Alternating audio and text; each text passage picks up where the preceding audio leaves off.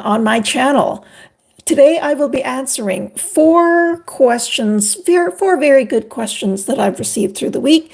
And in case you're curious and would like your question answered, I will include instructions on how to do that in the comments below. But I want to get started and talk about these four. I have asked for permission for me to read these out loud.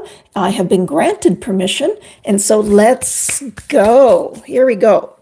So the first question is, my husband is no longer attracted to me and says he doesn't know what it is. We have gone to therapy. And he just says, I don't know what's wrong. He's not sure if he'll ever get it back. I'm not sure he will, but he doesn't want a divorce. So what should I do? So my advice right off the bat is, let's celebrate the fact that he's not certain it's over, and that let's kind of process what's going on here. Because I'll tell you where my mind goes. With that, I start to think, I wonder if he's clinically depressed. I'm kind of wondering about his stress level. I'm kind of wondering about, because she's describing someone who doesn't seem to really be connected with himself. What does that have to do with her? Well, if she really does want this relationship to work, and it sounds like she is, she sounds pretty committed. Actually, to be honest, they both sound pretty committed. So I would invite her to help him get some services if he's needing that. Okay, so services, I'm not talking necessarily go to couples counseling. I'm even thinking about, should we get you in to see the doctor to see if anything's going on, or whoever your medical professional is, and kind of just have more conversations about where is he? And I would ask for you too, for her, is to visit what's going on with me.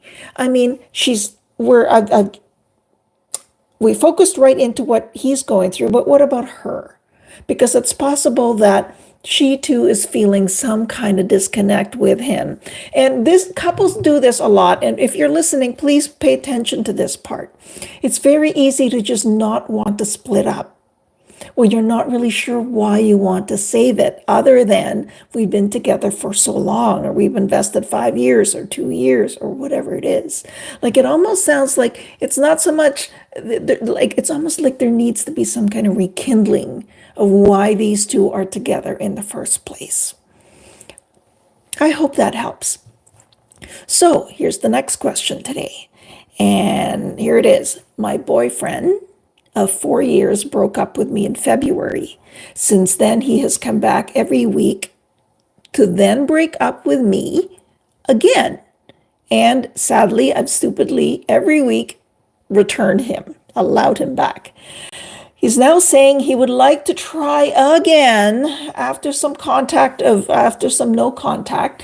And now he's saying, actually, I have healed and I would like us to move forward, but I don't want to talk about what happened in the past. Red flags, do you see it? Do you guys, yeah, you see it, right? Hi, I'm new. Welcome. Come on in. If you have any questions, feel free. But I am just sort of answering some questions, and you've come at a right time. Watch the replay, because I answered one question already. Where are you from? I am Canadian. I'm here in Ottawa, Ontario, Canada. Originally from the Philippines, if you're curious. If people try to guess sort of what my ethnicity is. But Canadian. All right. So if you have any questions, please post them. If not, follow me on Instagram and send me a DM. This is where my main source is of collecting them. And that's my best way of keeping them sort of together. And so I can keep track. All right. I will never read your question out loud without your permission first. So all right, let me get back. I'm going to read this question again for those of you who sort of like, oh my God, she has the question and now she's not talking about it. Here we go. My boyfriend of 4 years broke up with me in February. Since then, he has come back every week, then breaks up again, and I've allowed it. Now he wants to get back together, but he doesn't want us to talk about what's happened in the past. All right, here we go. Do not go back to someone who keeps leaving and coming back. We don't get to leave and come back. See, when you leave and come back in a relationship, that is creating an environment of instability. It's creating an environment of unreliability. It's creating this kind of like, would you go back? Would you cross a bridge that looks half broken? Would you cross a bridge that looks like you're not kind of, like this is the thing is what we have to be just very, very clear on what we're expecting. And people who come and go in a relationship, that's not a relationship that'll last. You're almost certain that you will get hurt. All right, I'm going to pause here first and see if I have any questions that I can answer. I will subscribe. Thank you. Hi, I'm Indonesia. Hello, Indonesia. What do you do for a living? I'm a relationship coach. I guess I should have led with that.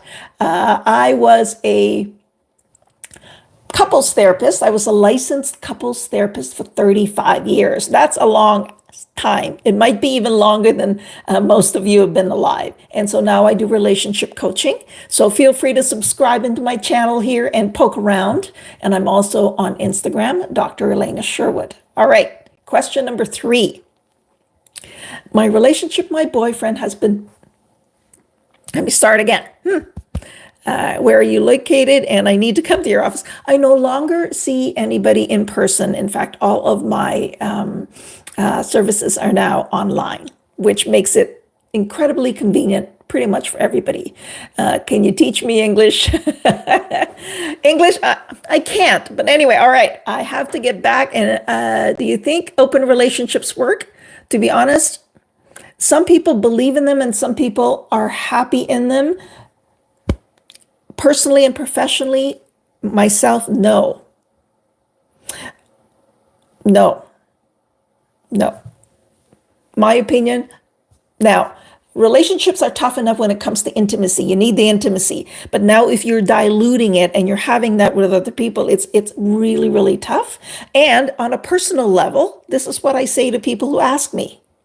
There are 2 things in the world I do not share. One is the last Kit Kat chocolate bar, and 2 is my husband. So don't convince yourself that you're open to an open relationship if you're not. And if you are, I will not judge you. You do your life. Yeah, laughter on that one, right? All right. Question number 3. Oh, I did answer number 3, didn't I? No, I didn't. You guys, this is all right. What is the most essential? What is the most essential for men in relationship? Men, women, everyone. Trust, communicate. I did my doctorate on this. 3 things are the most important ones. You have to actually love each other. You have to like being together, as in intimacy. You have to have that closeness. Number 2, commitment, where you have to be committed and you do not run just because it's tough. And respect. You have to value each other and hold each other as having equal value and worth in a relationship. All right. Here we go. Question number 3 that I'm going to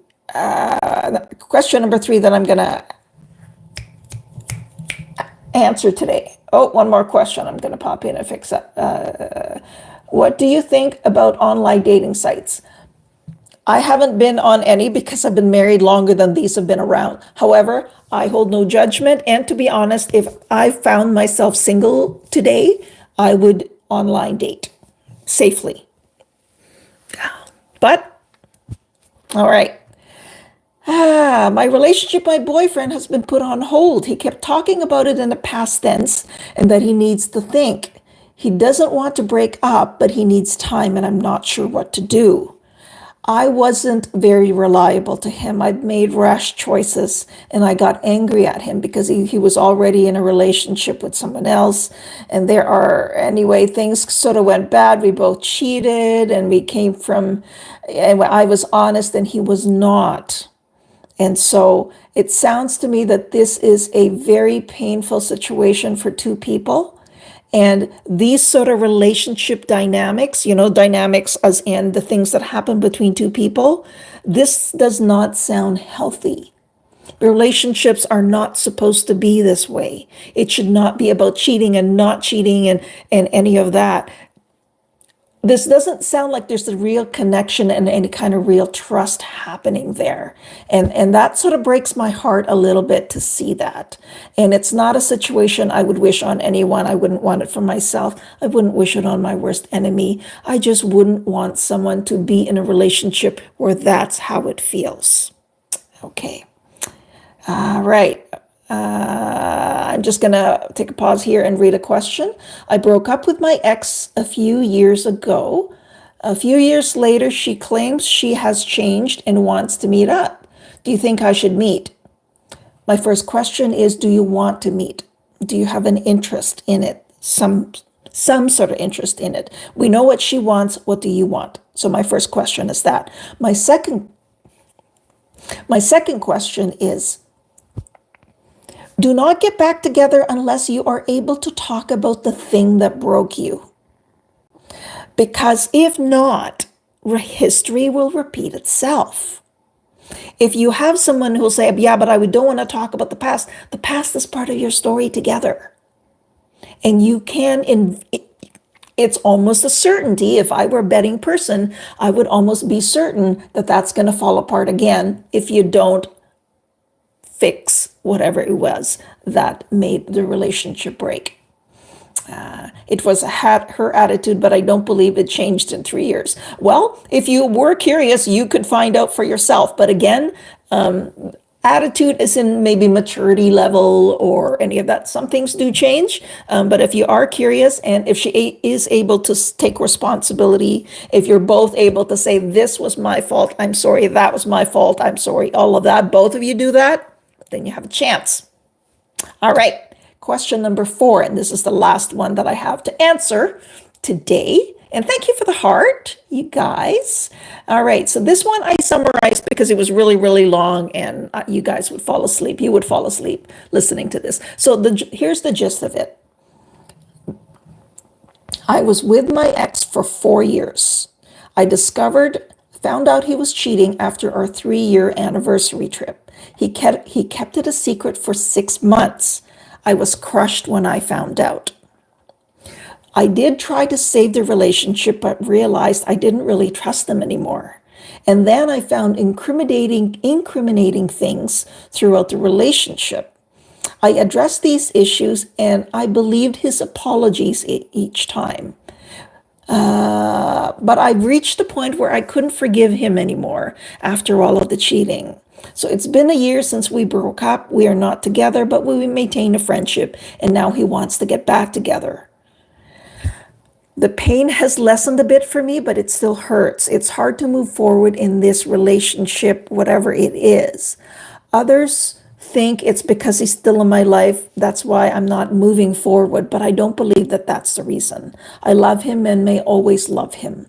But the betrayal has affected my ability to see relationships positively. I can forgive him as a person, but acknowledge that and I can see that he's trying. I can't forgive him as a partner because he repeatedly took advantage of my forgiveness. And so I'm torn because I love him, but I'm not forgiving him because it still really hurts. So the question really is, how do you know if and when to forgive? That's the first question. And can you truly move on from betrayal and pain only when the person who hurt you is completely gone from your life? All right. So this is a lot. And let me unpack the first one. How do you know when it's time to forgive? Forgiveness is something you do because you feel it in your heart and it's something that you want for yourself. Because when we aren't forgiving, sometimes we're hanging on to a lot of anger and hurt. And who's that really damaging? It's ourselves. It's kind of like forgiving is kind of like our way of saying, I'm choosing peace and I want to let go because I just don't want to hurt anymore. So that's when you know, is when you've just decided you don't want to hurt anymore. The next question is, can you really truly move on from betrayal and pain only when that person is completely gone in your life? In a way, it helps if you are not in contact with a person who hurt you, because sometimes you can't help but have that refreshed every time you have interactions with them. And that could be very, very painful for you. If the person who hurt you truly is interested in you moving forward and having a really good, healthy life and a good, healthy relationship, if that was really about you, they would leave you alone. My 2 cents. Thank you for listening. I'll be back again either Monday or Friday. I'm not sure yet how my schedule can work out, but I will be doing this weekly. Thank you very much for listening and watching.